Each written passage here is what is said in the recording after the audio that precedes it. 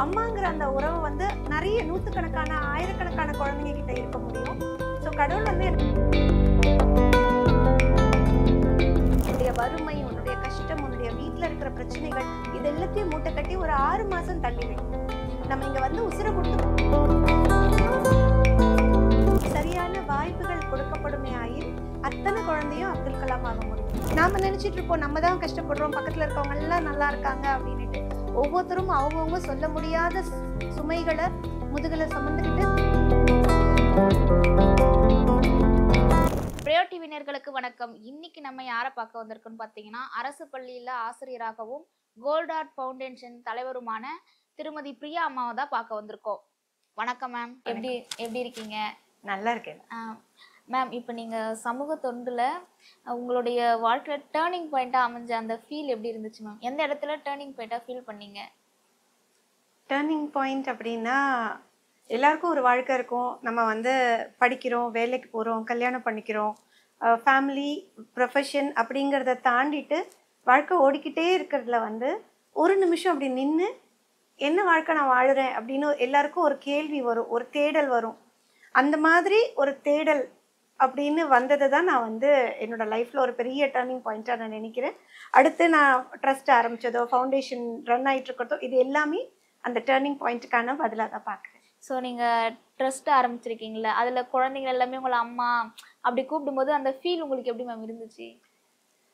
ரொம்ப நல்லாயிருக்கும். அதாவது நான் எப்போவுமே கடவுள்கிட்ட ஒரு பெரிய தேங்க்ஸ் சொல்லிக்கிட்டே இருப்பேன். ஏன்னா நீங்கள் நிறைய இடத்துல எங்கே போனீங்கனாலுமே அக்கா அப்படின்னு சொல்கிறதுக்கு ஒரு கூட்டம் இருக்கும். ஆண்டின்னு சொல்லுவாங்க, மேடம்னு சொல்லுவாங்க.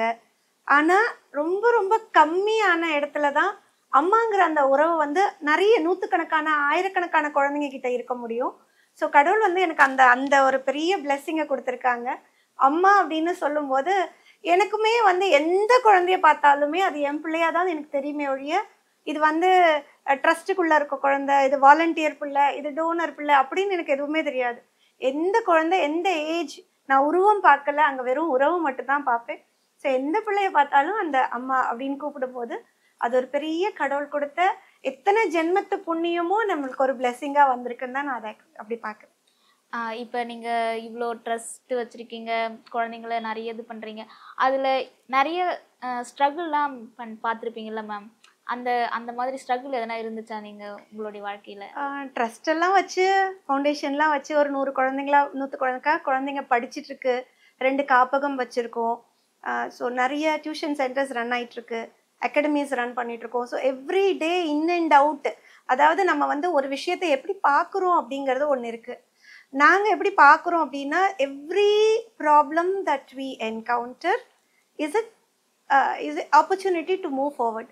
ஒவ்வொரு வாட்டியும் ஒரு பிரச்சனை வரும்போதும் நம்ம அதை எப்படி பார்க்குறோம் அப்படின்னா, இதுலேருந்து எனக்கு என்ன கற்றுக்க முடியும், அடுத்து ஒரு படிக்கட்டு நான் முன்னுக்கு வர்றதுக்கு நான் என்ன செய்ய முடியும். ஸோ எப்போவுமே நம்ம ஏன்னா this is a place where இந்த மாதிரி இடத்துல என்ன இருக்கும் அப்படின்னா, நிறைய வாலண்டியர்ஸ் இருப்பாங்க, நிறைய பெனிஃபிஷரிஸ் இருப்பாங்க, நிறைய டோனர்ஸ் இருப்பாங்க. So we need to get connected with all. எல்லாரையும் சாட்டிஸ்ஃபை பண்ணக்கூடிய ஒரு இடமா தான் இது இருக்கணும்.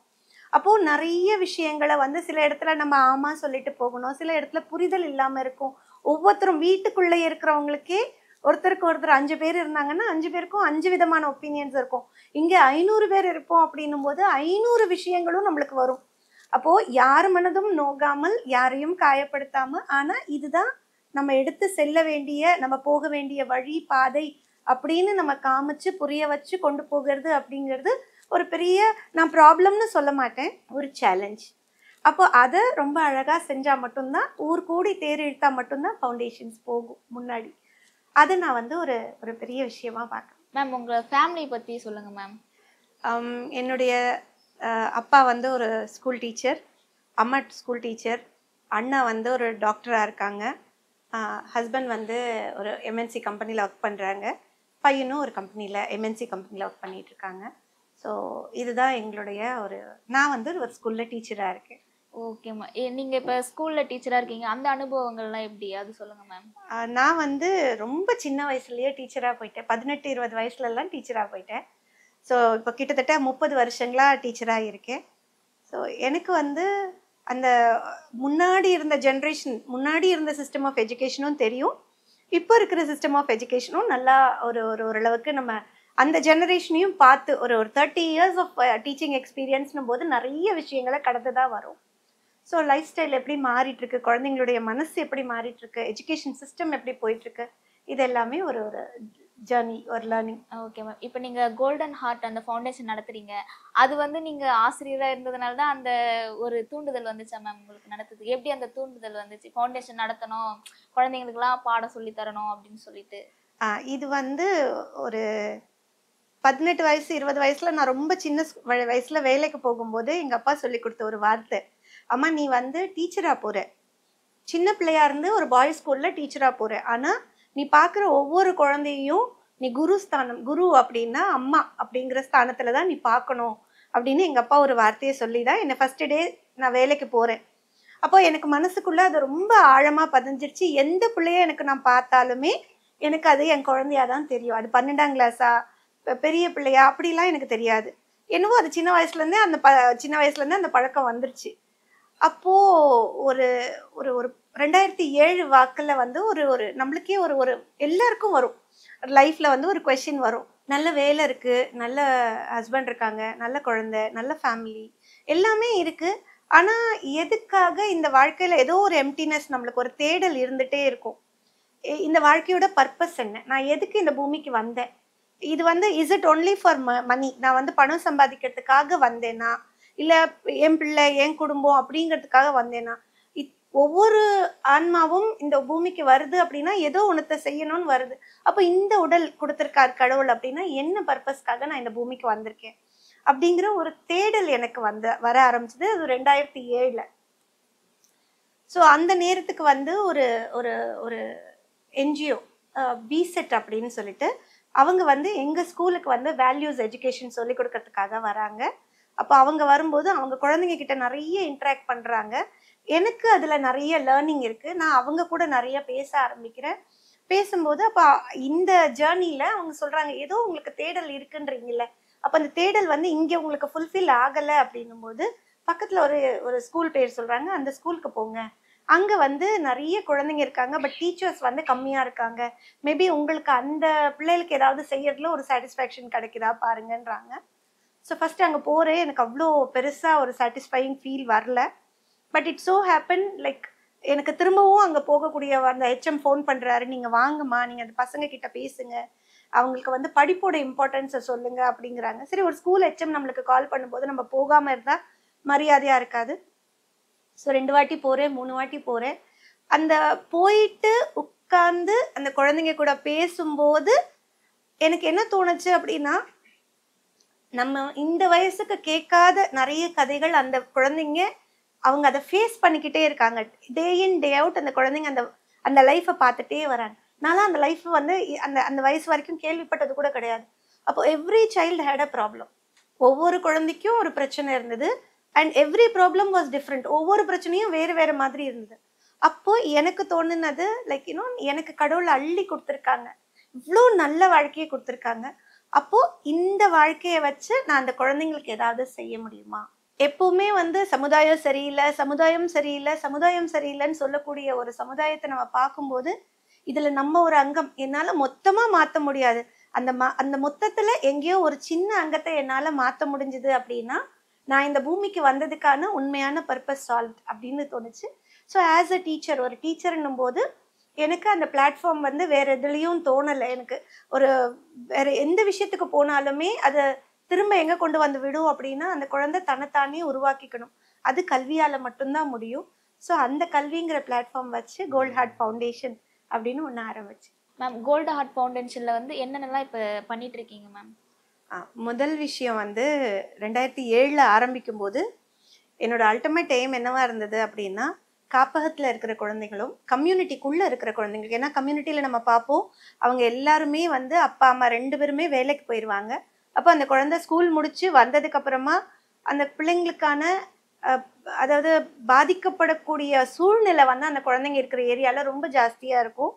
அப்போ எங்களுக்கு அந்த கம்யூனிட்டிக்குள்ளே ஒரு டியூஷன் சென்டர் ரன் பண்ணும்போது அந்த 6லேருந்து 8:30 9 மணி வரைக்கும் அந்த குழந்தைய பிடிச்சி உட்கார வச்சு, உனக்கு என்ன பிடிக்குதோ நீ என்கிட்ட பேசு, காப்பகங்களில் இருக்க குழந்தைங்களுக்குமே உனக்கு என்ன ஆகணும்னு ஆசை, உனக்கு என்ன சொல்லணும்னு ஆசை, அத்தனையும் சொல்லு. காதாவும் உன்னுடைய ஒரு ஒரு ஒரு அக்காவா அண்ணாவா இங்கே நம்ம நிறைய வாலண்டியர்ஸ் அங்கே போய் கிளாஸ் எடுத்துட்டு இருக்காங்க.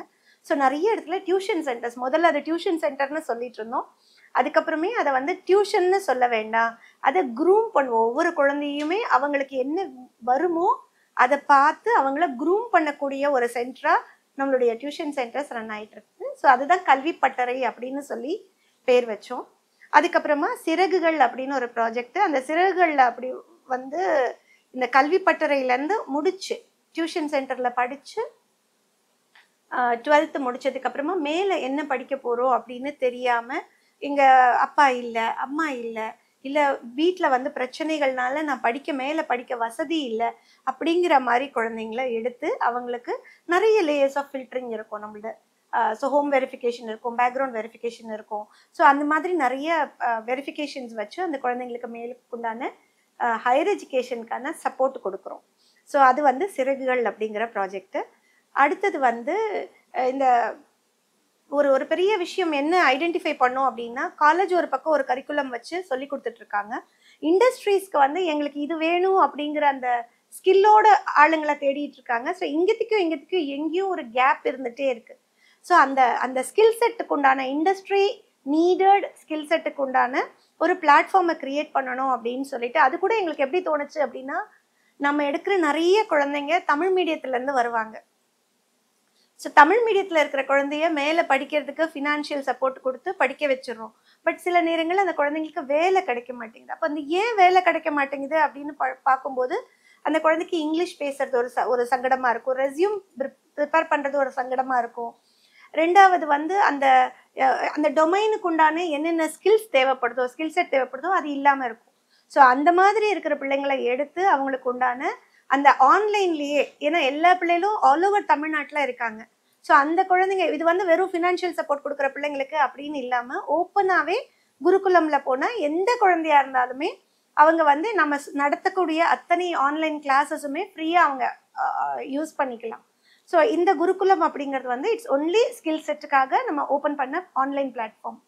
ஸோ இது நடந்துகிட்டே இருக்கும்போது எங்களுக்கு இந்த ஆன்லைன் அப்படிங்கிறத தாண்டிட்டு இந்த இடம் வந்து தடம் ட்ரைனிங் அகாடமி அப்படின்னு சொல்லிட்டு நார்த் சென்னையில் இருக்கிறதுனால எங்களுக்கு என்னென்னா ஒரு அழகான ஒரு செட்டப் ஒன்று. இங்கே இருக்கிற பெண் குழந்தைங்க, நம்ம எத்தனை பெண் குழந்தைகளை பற்றி நிறைய படிக்கிறாங்க, நிறைய வராங்க அப்படின்னு சொன்னாலுமே இன்னுமுமே இந்த மாதிரி நார்த் சென்னை மாதிரி ஏரியாஸ்லேருந்து இன்னும் பெருசாக சக்ஸஸ்ஃபுல்லாக குழந்தைங்க வரணும் அப்படிங்கிறது எங்களோட ஆசை. அதனால இங்கே காம்படிட்டிவ் எக்ஸாம்ஸுக்காக training, free training centre. So இங்கே வீக்கெண்ட்ஸில் வந்து ட்ரெயினர்ஸ் வந்து கிளாஸ் எடுப்பாங்க. அண்ட் வீக் டேஸில் இட் வில் பி ஓப்பன். எப்போ வேணாலும் குழந்தைங்க வந்து புக், இவ்வளோ அழகான ஒரு லைப்ரரி செட்டப்போட புக்ஸ் இருக்குது, அவங்களுக்கு எல்லா மாடியூல்ஸ் எல்லா டெக்ஸ்ட் புக்ஸ்லேருந்து எல்லாமே இருக்கும். அவங்க என்ன வேணுமோ அதை யூஸ் பண்ணிப்பாங்க. ஸோ காம்படிட்டிவ் எக்ஸாம்ஸ்க்கான ட்ரைனிங் சென்டர் இது. ஸோ அதை தாண்டி நாங்கள் என்ன பண்ணினோம் அப்படின்னா, ஐடி பட்டறை அப்படின்னு சொல்லிட்டு நிறைய குழந்தைங்க பேசிக்கிட்டே இருக்கும்போது, நிறைய விஷயங்கள் குழந்தைங்க கிட்ட பேசும்போது சில பிள்ளைங்க சொல்லுவாங்க, எனக்கு 300 ரூபாய் வந்து பிஎஸ்சி கம்ப்யூட்டர் சயின்ஸ்க்கு ஃபீஸு, ஆனால் என்கிட்ட அப்போ அது இல்லை, தமிழ் எடுத்தால் 150 ரூபாய் தான் ஃபீஸு, அதனால நான் தமிழ் எடுத்தேன், அதனால நான் பிஎஸ்சி போகலை அப்படின்னு சொல்லக்கூடிய கதைகள் எல்லாம் நம்ம கேட்டோம்.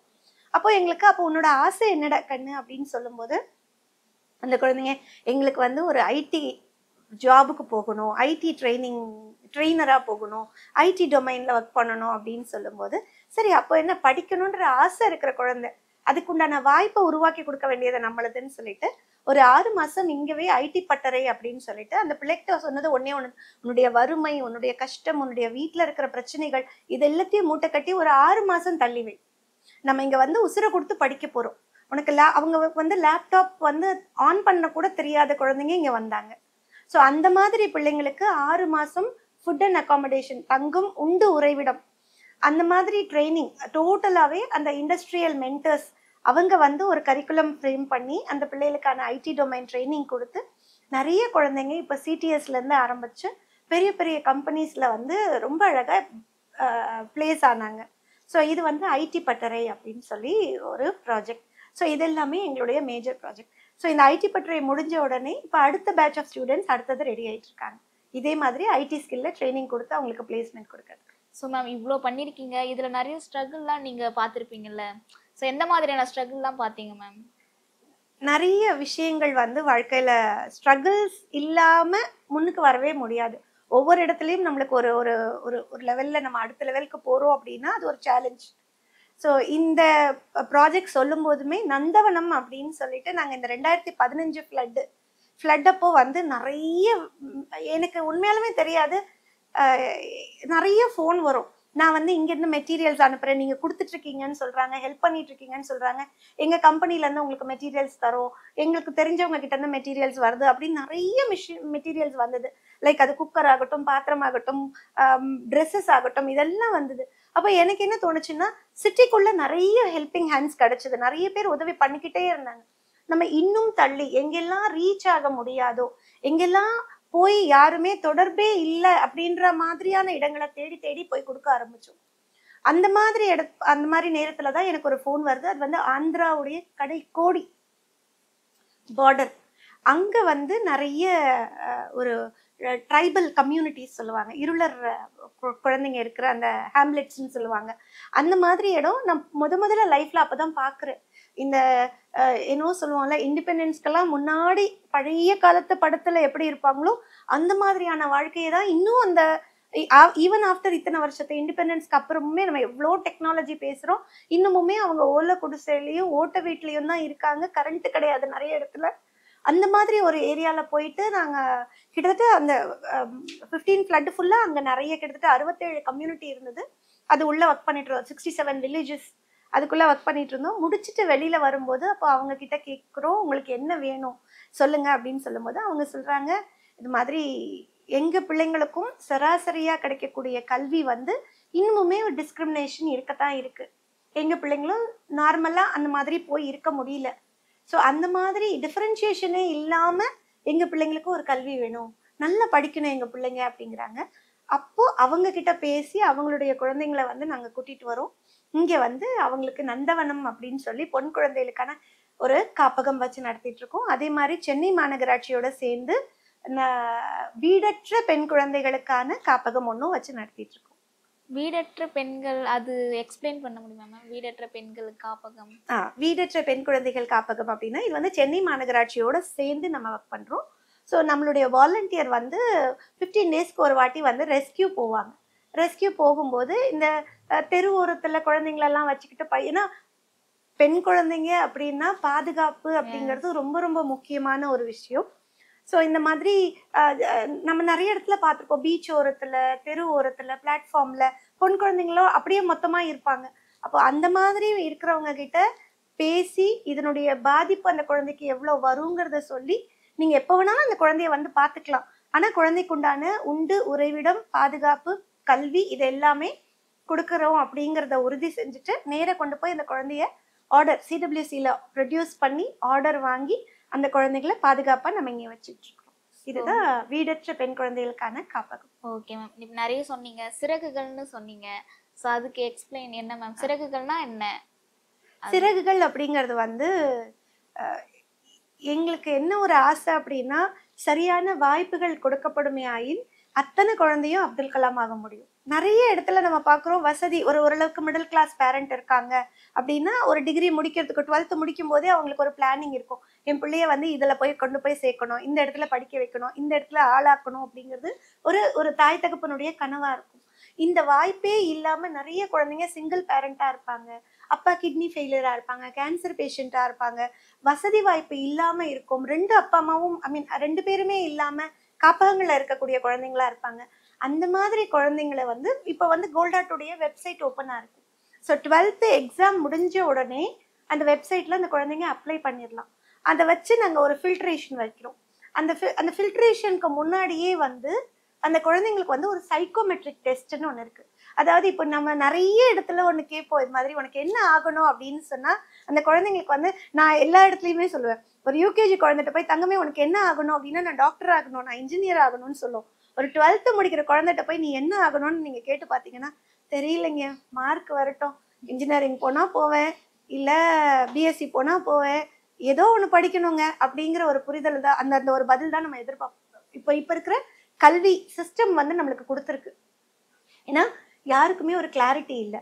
அப்போ இந்த சைக்கோமெட்ரிக் எல்லாமே வந்து சைக்கோமெட்ரிக் டெஸ்ட் எல்லாம் எப்படி இருக்கும் அப்படின்னா, ரொம்ப வசதி வாய்ப்புள்ள குழந்தைங்களுக்கெல்லாம் வந்து ஒரு ஒரு பெரிய அமௌண்ட்டை கொடுத்து அந்த குழந்தைங்களை அந்த டெஸ்ட் அட்டன் பண்ண வச்சு, அந்த டெஸ்ட் மூலமா என்னன்னா உன்னுடைய நேச்சர், உன்னுடைய இயல்புக்கு இந்த கோர்ஸ் எடுத்தீங்கன்னா நீ நல்லா வந்துருவ, இந்த கோர்ஸ் உன்னுடைய பலம்.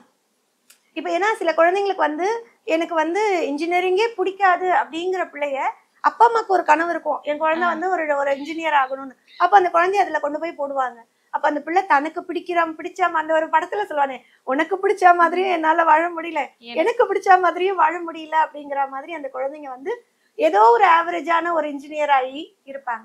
பட் ஆனா இந்த மாதிரியான சைக்கோமெட்ரிக் டெஸ்ட்டை வந்து அந்த குழந்தைய அப்ளை பண்ண வச்சு நீ எழுதுக்கண்ணா, அதை 700 குழந்தையோ 1000 குழந்தையோ 2000 குழந்தையோ நாங்க உங்களுக்கு எழுத வைக்கிறோம். அந்த டெஸ்ட் வந்து முடிவுல உங்களுக்கு சொல்லும் உன்னுடைய பலம் இந்த மூணு விங்ல, இந்த 3 டிபார்ட்மெண்ட்ல எதை எடுத்தாலும் நீ சக்சஸ்ஃபுல்லா போ. அப்போ அதுக்கு தகுந்த மாதிரி அந்த குழந்தைக்கு ஒரு கைடன்ஸை கொடுத்து அவங்களுக்கு காலேஜஸ் செலக்ட் பண்றதுக்கு ஹெல்ப் பண்ணி அவங்களுக்கு ஃபீஸை பே பண்ணி அவங்களுக்கு அந்த டிகிரி முடியற வரைக்கும், நான் சொன்னோம் இல்லையா, அந்த குருகுலமும் சிறுகளும் ஹேண்ட் இன் ஹேண்டா டிராவல் ஆகும். நீ ஒன்ஸ் குருகுலம்ல எங்களுக்குள்ள வந்து எங்க குழந்தையா சேர்ந்துட்ட அப்படின்னா, உனக்கு இங்கிலீஷ் தெரியலையா, ஸோ ஃபர்ஸ்ட் இயர்லேருந்தே இங்கிலீஷ்க்கான ட்ரைனிங் இருக்கும். நீங்கள் கம்ப்யூட்டர் சயின்ஸ் எடுக்கிறீங்களா, கம்ப்யூட்டர் சயின்ஸ்க்கு உண்டான பேசிக் ஸ்கில்ஸ் எல்லாம் உங்களுக்கு ஆன்லைனில் சொல்லி கொடுத்துட்டே வருவோம். 3 வருஷம் நீங்கள் முடியும் போது இங்கே இருக்கிற பூட் கேம்பில் நீங்கள் வந்து ஜாயின் பண்ணிக்கலாம். ஸோ இது முடிச்சு நீங்கள் போகும்போது ஒரு ஒரு ஒரு வேலையோடு நீங்கள் வெளியில் போக முடியும். ஸோ இட் இஸ் லைஃபை டிரான்ஸ்ஃபார்ம் பண்ணக்கூடிய ஒரு ப்ராஜெக்ட் தான் சிறகுகள். Okay ma'am. இப்போ நீங்கள் இவ்வளோ பண்ணியிருக்கீங்க, சோஷியல் சர்வீஸ் பண்ணுறீங்க, ஆசிரியராகவும் இருக்கிறீங்க, ஃபேமிலியும் ரன் பண்ணுறீங்க, எப்படி பேலன்ஸ் பண்ணுறீங்க மேம் எல்லாத்தையுமே? எல்லா இடத்துலையும் அன்பு தான். இதுக்கு வந்து உண்மையாக சொல்ல போனோன்னா குடும்பத்தாரோட சப்போர்ட் வந்து ரொம்ப ரொம்ப ரொம்ப முக்கியம். ஸோ நான் வந்து இந்த கோல்டு ஹார்ட் ஆரம்பிக்கும் போது என்னுடைய குழந்தை வந்து 3வது. ஸோ அவன் ஸ்கூல் பேக் வச்சுட்டு நான் வர்ற வரைக்கும் ரோட்டில் உட்காந்துருப்பான், படிக்கட்டில், வீட்டு படிக்கட்டில். அது இன்னைக்கும் எனக்கு ஞாபகம் இருக்கு. இன்னைக்கு நான் எங்கள் பசங்க கிட்ட எல்லாமே சொல்லுவேன், உங்களுக்கு எல்லாருக்கும் பிரியாமான்னு ஒரு அம்மா இப்போ கிடைச்சிருக்கே அப்படின்னா, அன்னைக்கு பிரியாமான்றது அந்த நிரஞ்சனுக்கு, என் பையனோட பேர் அது, அவனுக்கு கிடைக்காம இல்லை இத்தனை குழந்தைங்க முக்கியம் அப்படின்னு நான் அந்த பிள்ளைய பட்னி போட்டு உங்ககிட்ட வந்திருக்கேன். ஸோ இது மாதிரி எங்கேயோ ஒரு குழந்தை உட்கார்ந்துருக்கும், ஒரு அண்ணா கிடைப்பாங்களா, ஒரு அக்கா கிடைப்பாங்களா, ஒரு அம்மா கிடைப்பாங்களான்னு. அந்த மாதிரி குழந்தைங்கள தேடி தேடி போய் தட்டி அவங்களுக்கு ஹெல்ப் பண்ணுங்க. ஸோ நம்ம சொல்றதே அவங்களுக்கு அதுதான், it is all giving back to society. So அவங்களுடைய எங்கள் ஹஸ்பண்டுமே நாங்கள் வந்து நேராக உட்காந்து ஒன்றா சாப்பிட்டு அப்படிங்கிறத தாண்டி ஃபோனில் நீ பத்திரமா இருக்கில்ல, சாப்பிட்டே இல்லை, நீங்கள் பத்திரமா இருக்கீங்களா, சாப்பிட்டீங்களா, இத்தனையோ நாட்கள். இப்போதான் வந்து மொபைல் ஃபோன்ஸ் எல்லாம் இப்போ லேட்டஸ்ட்டாக வந்தது தான். கோல்டாட் ஆரம்பிச்சு 18 வருஷம் ஆயிடுச்சு. அப்போல்லாம் பிளட் வேணும்னு சொல்லுவாங்க. ஸோ லேட் நைட்ஸ் வண்டி எடுத்துட்டு போவோம். அப்போல்லாம் ஃபோன் கிடையாது, மொபைல் ஃபோன்ஸ் கிடையாது. ஸோ அட்ரஸ் நம்ம கிட்ட இருக்கும். அவங்கள போய் தேடி நாளைக்கு காலையில் பிளட் வேணுங்க கொஞ்சம் போங்க, ஒரு எமர்ஜென்சி ஆப்ரேஷன் அப்படின்வோம். ஸோ இதெல்லாம் எத்தனை ஹஸ்பண்ட்ஸ் வந்து புரிஞ்சுப்பாங்க அப்படின்னு கூட எனக்கு தெரியாது. ஸோ நான் முதல்லயே சொல்வேன், ஒரு நல்ல தாய் தகப்பன், ஒரு நல்ல கணவர், ஒரு நல்ல குழந்தை, ஒரு நல்ல குடும்பம் இருந்தால் மட்டும்தான் நம்மளால வெளியில வந்து அடுத்த விஷயங்களை யோசிக்கவே முடியும். ஸோ எனக்கு கடவுள் வந்து அத்தனையும் நல்லதா கொடுத்ததுனால நான் இன்னைக்கு வெளியில வந்து இத்தனை குழந்தைகளுக்கு அம்மாவா இருக்க முடியும். மேம் இப்போ பொதுவாகவே தீபாவளினா வெடி அப்படின்னு தான், பட்டாசு அப்படிதான் சொல்லுவோம். ஆனா நீங்க தீபாவளி தித்திக்கும் தீபாவளி அப்படின்னு சொல்லிட்டு புதுசா சொல்றீங்களா, அது என்ன, அதனுடைய விளக்கம் என்ன மேம்?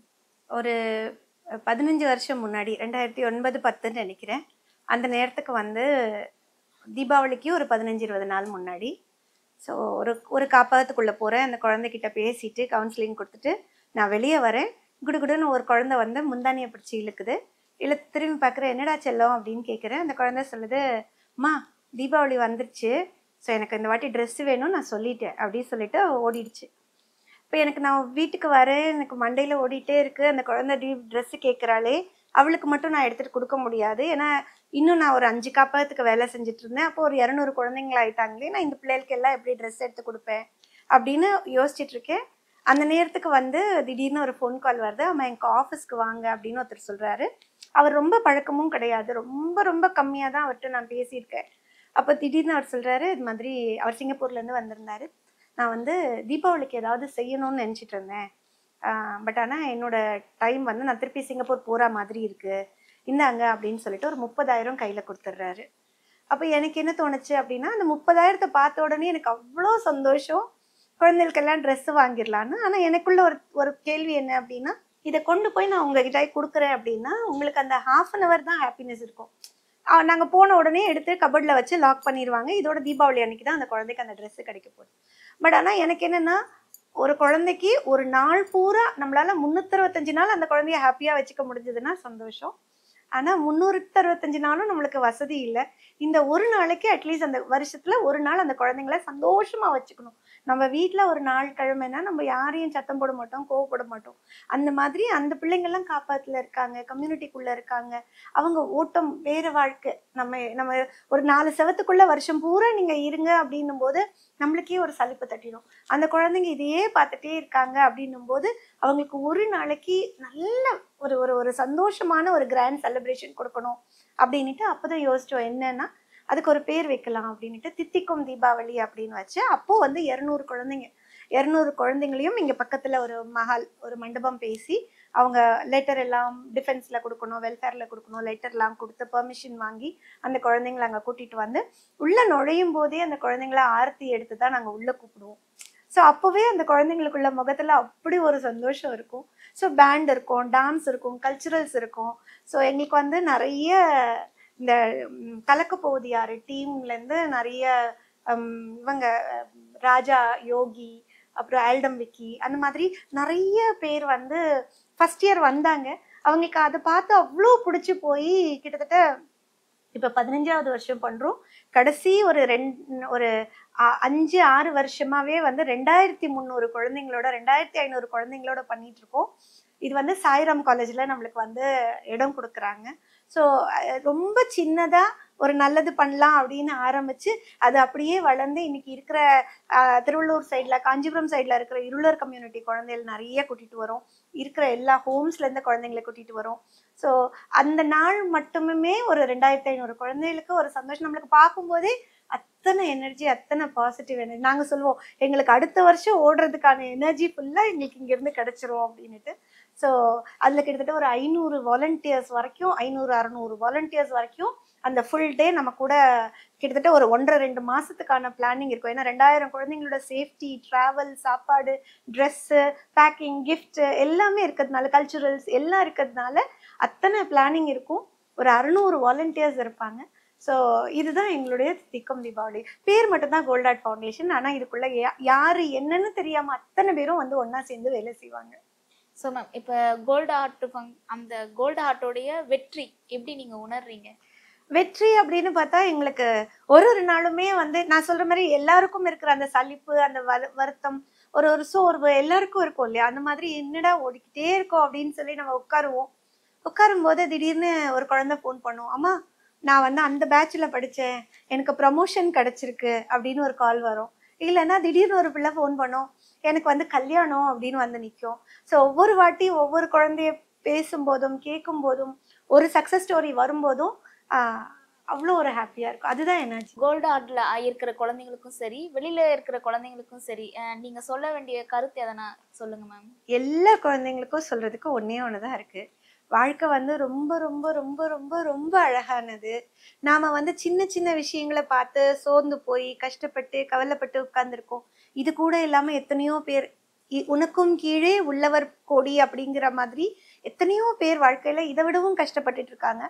ஸோ எதுக்குமே நான் தான் கஷ்டம், எனக்கு தான் பிரச்சனை அப்படின்னு யோசிக்காம லைஃப் ரொம்ப பியூட்டிஃபுல்.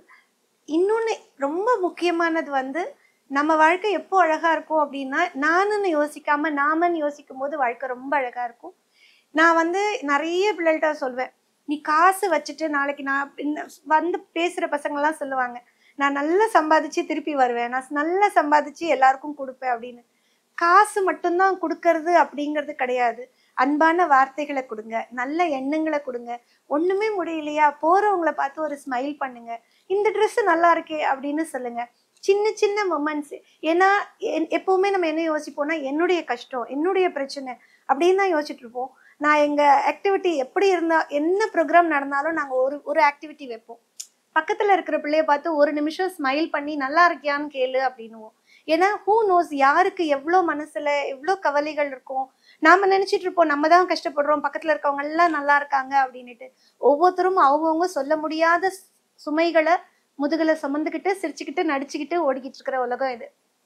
அதனால நம்மளால முடிஞ்சது அடுத்தவங்களை காயப்படுத்தாம, கஷ்டப்படுத்தாம, பொறாமை இல்லாம, அன்பா, சந்தோஷமா எல்லாரும் ஒண்ணா இருந்து, எனக்கு இது தெரியும், நான் உனக்கு ஹெல்ப் பண்றேன், உனக்கு இது தெரியும்னா எனக்கு சொல்லிக் கொடு.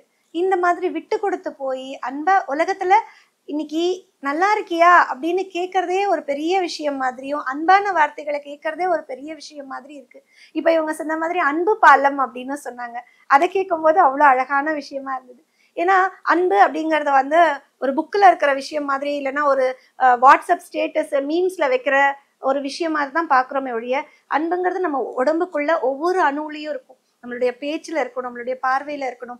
தெரிஞ்சவங்க தெரியாதவங்க, வேணும் வேண்டாம் அப்படிங்கிறது இல்லாம நம்ம கடந்து போற ஒவ்வொரு இடத்துலயும் அன்பால வாழ்ந்து அன்பால நிறைச்சி போகும்போது லைஃப் ரொம்ப ரொம்ப ரொம்ப அழகாயிடும்.